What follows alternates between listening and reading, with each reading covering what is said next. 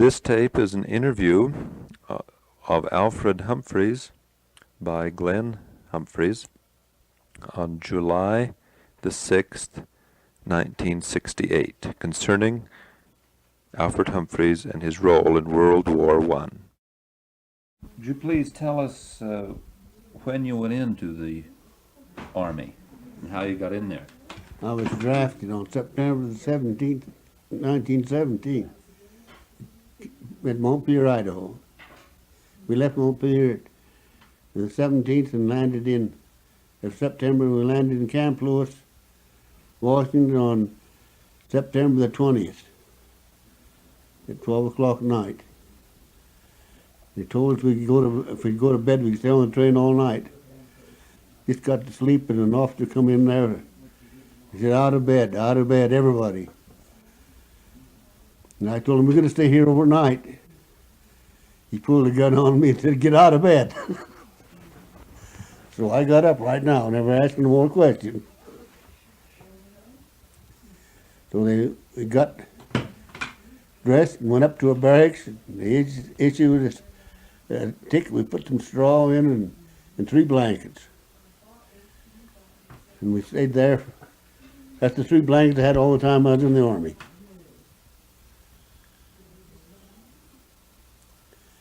What was your training there at Fort Lewis? Well, we had squads, east and west as we call it, about 4 or 5 hours every day, then a lot of physical exercise.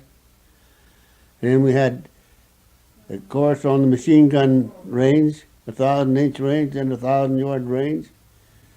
We shot 2 courses on the rifle range, and our company, machine gun company, beat any company in the whole division in shooting on the rifle range. So what company were you in? I was in Company B, 347 Machine Gun Battalion. How did you like Fort Lewis? Too much rain. Who were some of your men? Was it mainly men from Idaho that were in that company, or how did it work? Well, they was mostly from Idaho, but wound up, we had men from pretty much every state in the Union. But at first we were practically from Idaho and Montana and Washington.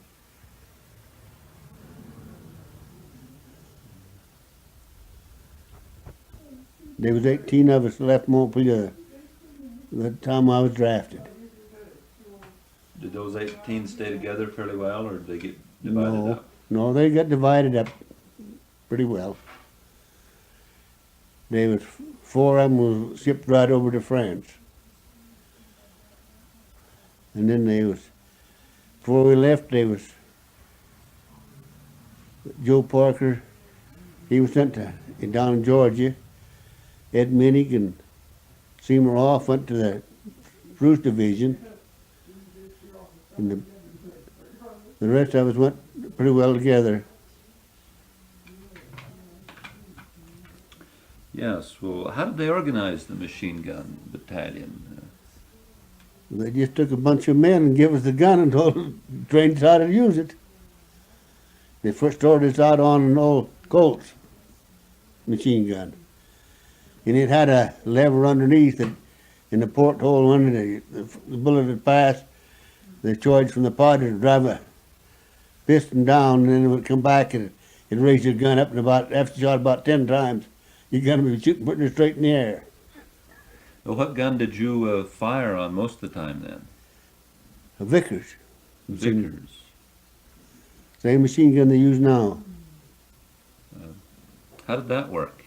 Worked fine. One day when I was shooting at an airplane, This is at Fort Lewis? no, this is over in France, we was laying in the muddy trench, and they told us not to shoot at that airplane because we'd draw artillery fire. And he kept come flying over us and shooting at us. And I said, the next time that guy comes back over me, I'm going to shoot at him. I did, and he sure hit out of there. Didn't bring him down, but you could see a lot of holes in the plane when he coming in. He's flying low. Well, Well, when did you get sent to France, or how did you get over there? We left Camp Lewis on a train 22nd of June and landed in France the 22nd of July And how did you get to France? on a boat, steamboat, English boat. And they fed us awful there on that boat. Tripe that had never been washed. I threw it overboard and I got court-martialed. I hardly got down to our table before I was court-martialed.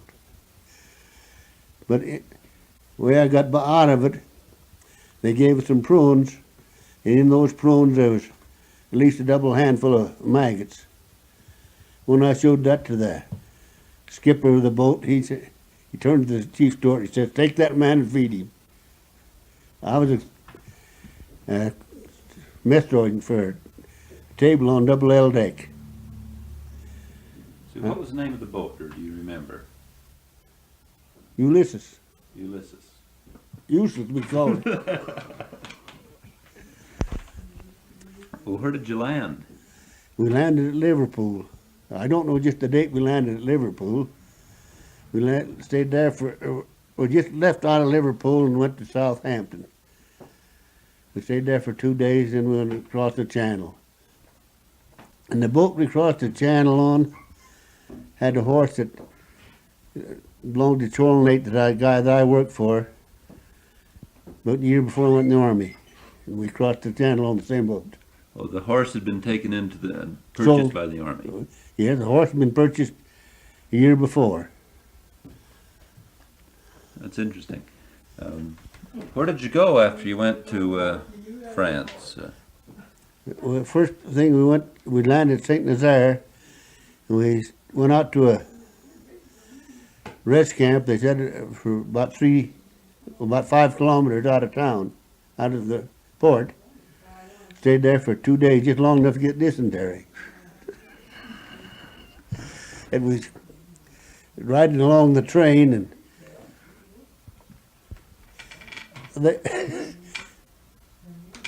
we had to take a turn at the door. No restrooms. No restrooms. And there'd be 2 guys that hold your arm so you wouldn't fall back out. It was crossing a little town just on the outskirts of Paris, and I turned for the door. And I just got set down and heard, "Ooh la la." And I had paid in 2 women. Where did you go after your trip through Paris?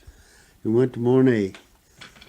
And that's a town about 40 miles from Chaumont, or 40 kilometers from Chaumont, which is General Pershing's headquarters. And we stayed there for about a month training. We took training there so that we were ready for the front when we got to it. And we moved up toward the front, moved at night. One night we stayed in a prune orchard. Prunes were just ripe. After I'd ate about 100, and the riceman came up to me and said, "Do you know what you're eating?" He had a flashlight and broke them open, and there's about at least 10 worms in each prune. Oh boy. But it was too late, they'd all gone down. So protein. Did they feed you quite well, or you mentioned you're eating prunes here? Well, they did when they could feed it, but get to it, but they couldn't get the grub to it most of the time. Well, where did you first hit action in France? This is B Company of what division again? 91st Division. We first hit action in the Saint Mihiel area. We just in support there, just close enough to see at night see the big guns, with the flash of the big guns when they shot. You can hear them. But the next time in Oregon, it was a different story. While we was in support there at St. Mihiel, there's a big house there along the side of the road where we were staying. And we knocked at the door. We had a big pear tree to get into the house. It was all trained to get in the house. We wanted some pears. And I went to the door and tried to get in and find out if we could buy in, and we couldn't. So I climbed the tree and just got up by the upper stairs window and started picking pears. And the first thing I know, a fish come out through the tree and hit me right in the face. I pretty near knocked out of the tree. But I got a few pears and went on down. How was your relationship with the French people? Oh, most of us got along with them all right, but there's some guys that couldn't get along with anybody. Did you do much business with them? Oh, yes. We bought a lot of wine. That's about the only thing they had to sell is wine. And we'd go asking for matches, and they'd shrug their shoulders and say, "Finisce a little bit, beaucoup la guerre." They didn't have any. They meant they didn't have any matches, and they sent them all to the war.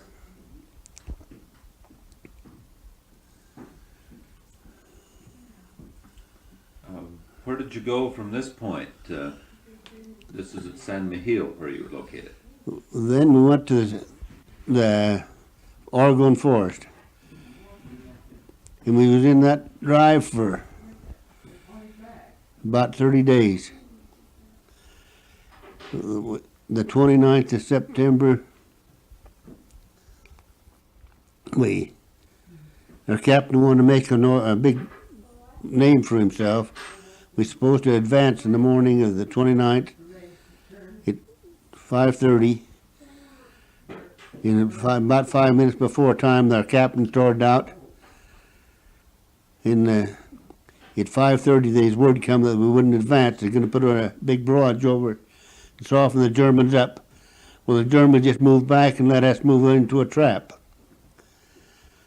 And we got out about 4 kilometers, and they started shooting at us from both sides in the front, and our artillery was shooting into us with their barrage.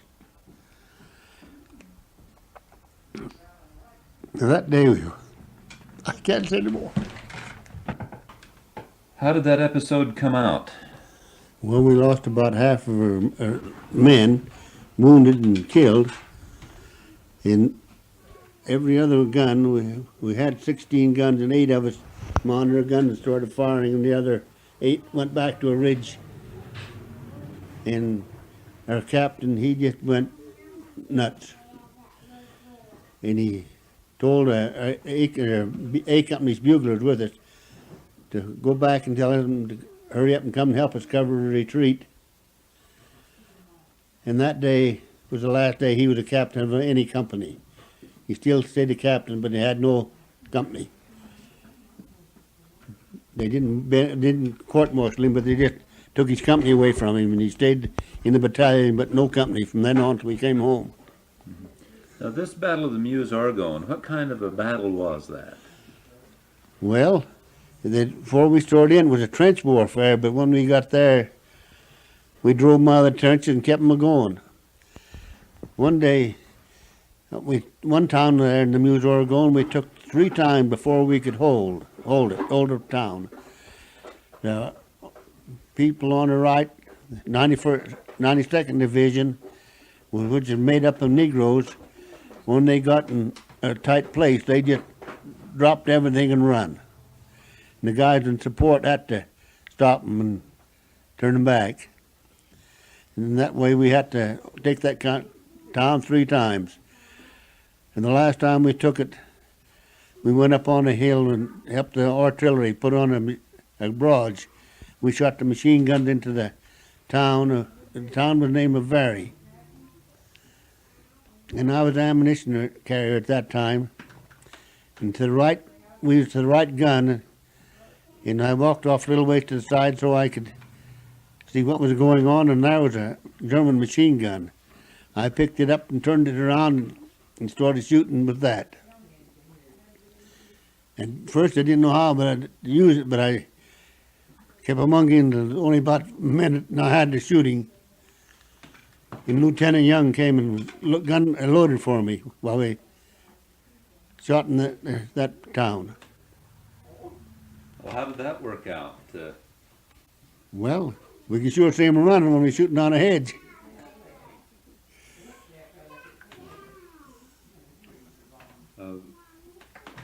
When the Americans moved in there, you mentioned that they kept the Germans retreating too fast for the trench warfare. What did the trenches look like? Well, they were about 3 feet wide, and they'd run straight for about 12, 15 feet. Then they'd back for about 4 feet, then another about 15 feet, and then back out and throw the big shell lid into the trench. It wouldn't kill everybody along the trench. It'd just go a certain little space. How did the Americans get the Germans out of the trenches to begin with? Artillery got them out in the Oregon front. And from then on, they didn't have time to make trenches. We kept them going too fast.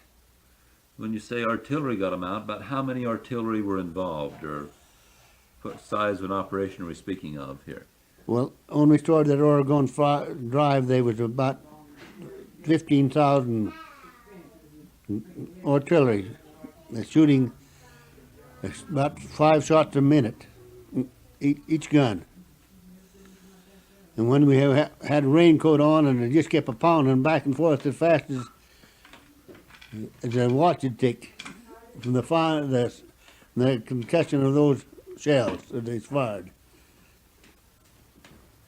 And when we stormed out in the morning, or before we stormed out in the morning, they put over a smoke screen with big artillery shells. And they talk about fireworks.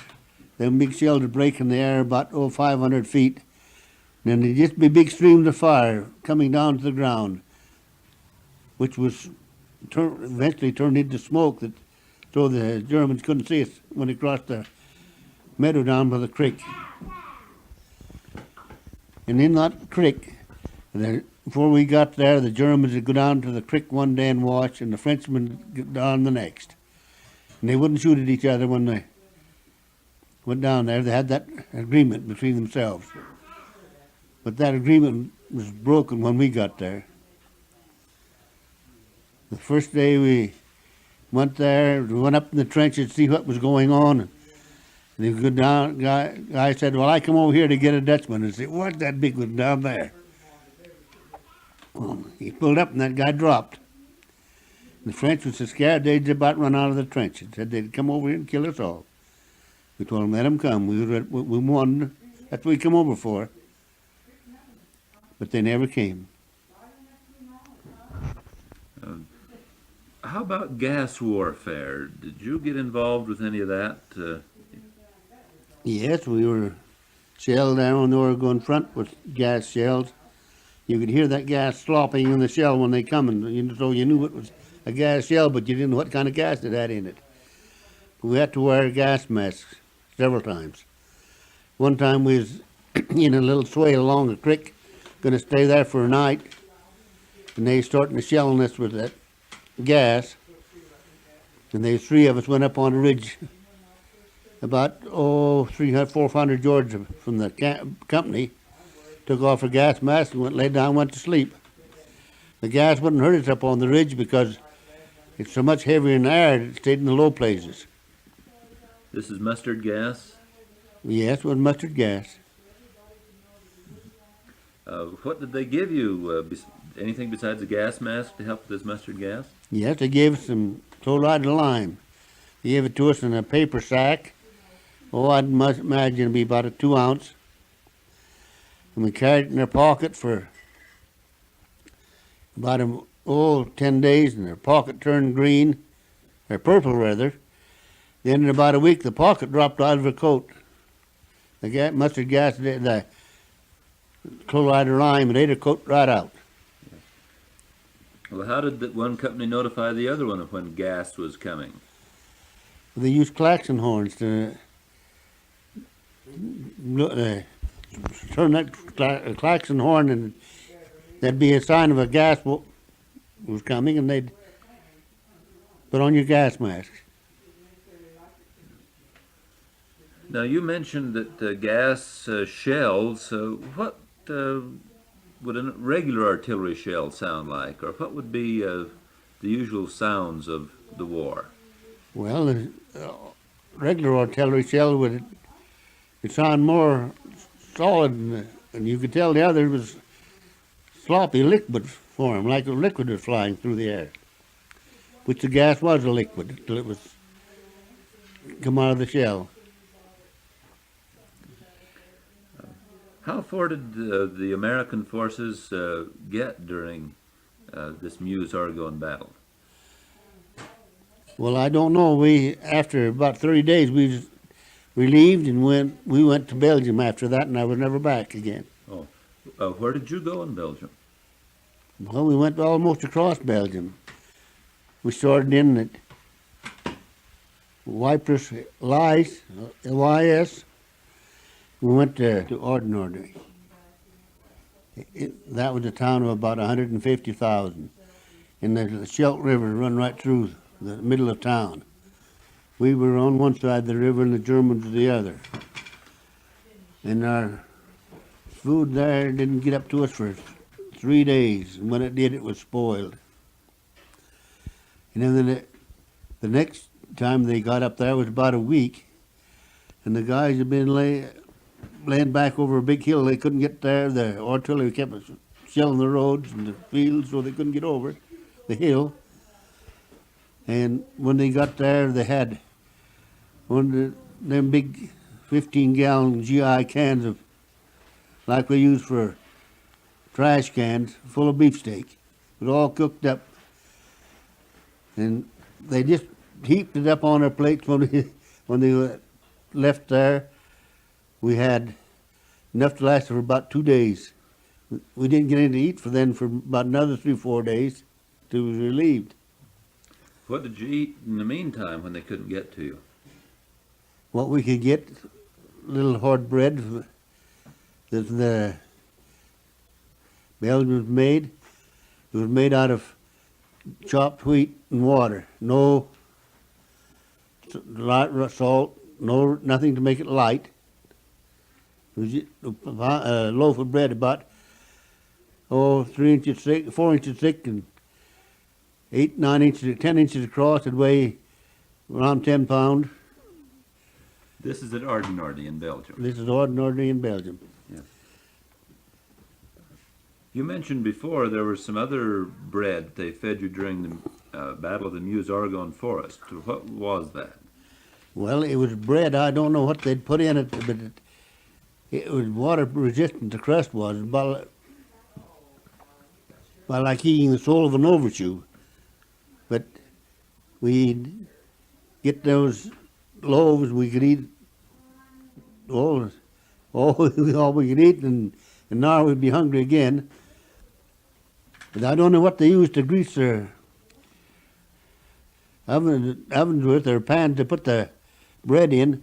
Sometimes had wheat, oats, sawdust. That was right in the crust. It had been baked right in there like they greased their pan with it. But when we was eating at night, well, it all went down the same way. Yes. How did they get that bread to you? They hauled it in trucks, and they dump it out along the highway. When we come along, we help ourselves to it. That's the only way they get to feed us at times. This was during the Battle of the Meuse-Argonne Forest? Yes, this was during the Battle of Meuse-Argonne. Well, where were you when the armistice was declared? We was in Ordinary Belgium, coming up for the second time in that place. You mean taking the town for the second time? Well, no, we were relieved of it there. We'd been there for a week or 10 days before, and they sent us back for a week. In the morning of the 11th of November, we took the town again. In that morning, we crawled across the river. We went out on the east side, or I guess it was the east side. I don't know, remember the direction. And the Germans had a big ration dump there. Well, we fought them for the dump, and we won out. They tried to haul their food away with trucks and horses, but we wouldn't let them. We put them out of action with their machine gun. And when we got that rationed up, there was about 75 pound a gallon of apple butter, and that was the best apple butter I ever tasted. I believe I ate a gallon that day. This was after the armistice was signed. After the armistice was signed. Well, when the American forces first moved into Belgium, and this would be before the armistice in October sometime, how did the Belgian people react to Americans? Well, when we got into that town, Nordy, I guess we were the first Americans there. I went into a bakery to see if I could get some bread one day, and they kept asking me English, and I'd tell them no, American. And they couldn't understand me for quite a while, and finally one woman understood and told them what I was. The way she said it, they all could understand. And they come and hugged me and kissed me. They said the Germans had told them they'd killed all the Americans. None of them landed there. Well, I told them that we had better than 1 million soldiers in Europe at that time. And they were sure surprised. Following the armistice, what happened to your group after the armistice was signed?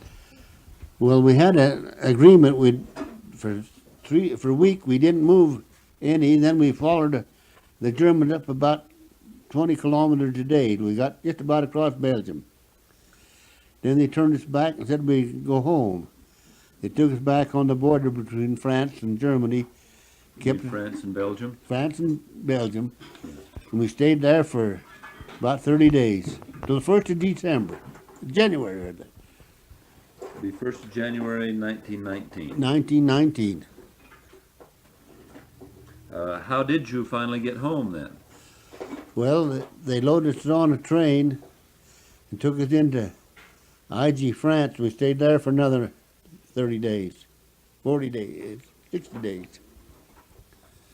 Then we went to St. Nazaire and stayed there for a week, take our inspection, then we got on the boat and came home. Where did you land and get discharged? We landed at Hoboken, New Jersey on Easter Sunday, 1919, about 10 o'clock in the morning. They gave us ice cream and pie. They asked us when we last had pie, and we told them when we left home. But we had pie at Christmas time at Camp Lewis in 1917. Were you discharged then at Hoboken, New Jersey, or where? No, we went out to Camp Upton and stayed there for a week, 10 days. Then we came back to Cheyenne, Fort D.A. Russell, and I got my discharge there, 8th of May, 1919, and came home. So you were discharged then at Fort Cheyenne? Fort D.A. Russell. Fort D.A. Russell, excuse me. It's just out of Cheyenne.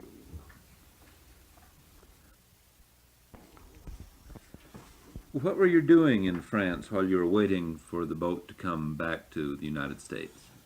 Well, we was doing a little training and getting out of all the details we could possibly get out of.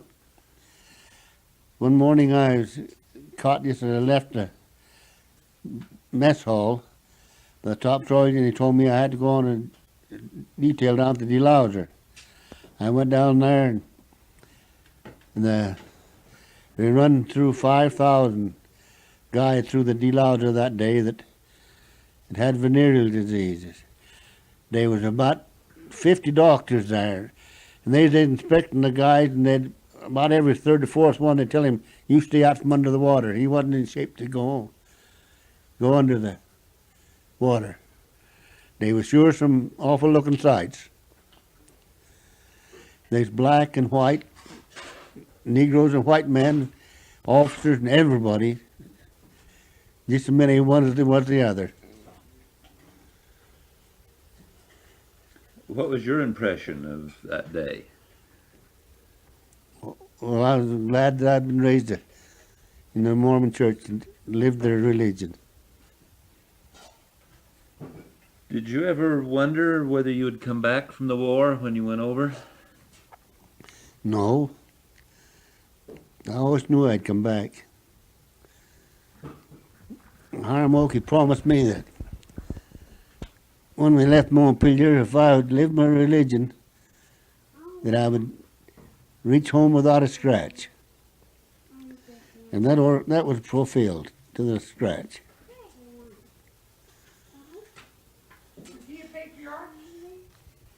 After that he was. Did you have any doubts as to whether you'd come back? No. Hiram Oakey was one of the best men that I knew of in the patriarch of the church. And he promised me if I'd live my religion, I'd come home without a scratch, which was fulfilled to the letter. I never got a scratch in the war. The only scratches I got was in the Battle of Cognac. The Battle of Cognac. Well, did you have any close calls or experiences? Yes, I had Like a lot that? of them. Like, tell us a few. Well, one day we were, just before we hit into Oudenaarde, Belgium, we was on the outskirts in a little pasture, and they started shelling us, and we was laying down in this pasture, and a big shell lit out in front of me, and got a guy on each side of me, and then one in front. And I never got a scratch. In that day, there was 10 men with us when we started out. At night, when they went into the straw stack to sleep, there were 3 of us left out of the 10. In that squad I was in. And I was within 25 feet of all of them but one. And he was sitting off the edge of a straw stack, and the big shell lit under the straw stack and it blowed him about 25 feet in the air. Anyway, as high as the eaves of the barn, and clear along the barn, clear the length of the barn. The straw stack was to one end of the barn and blowed him clear to the other end of the barn. And it didn't kill him. When I got over there, he had several wounds, but none of them very bad.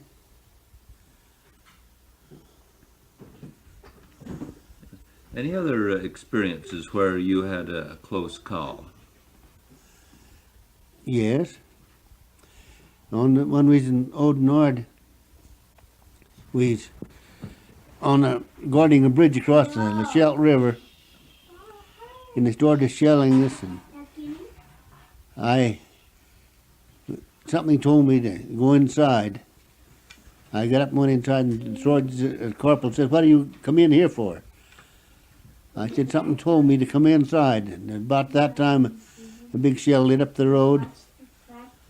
In the cobblestone the street was paved with, come rolling down the street, or just flying through the air. And when I got out to the machine gun, the thumb screw on the water jacket was cut off, just as slick as you'd cut off a stick with a knife. And if I'd been sitting behind the gun like I'd supposed to been, it'd hit me about in the chest.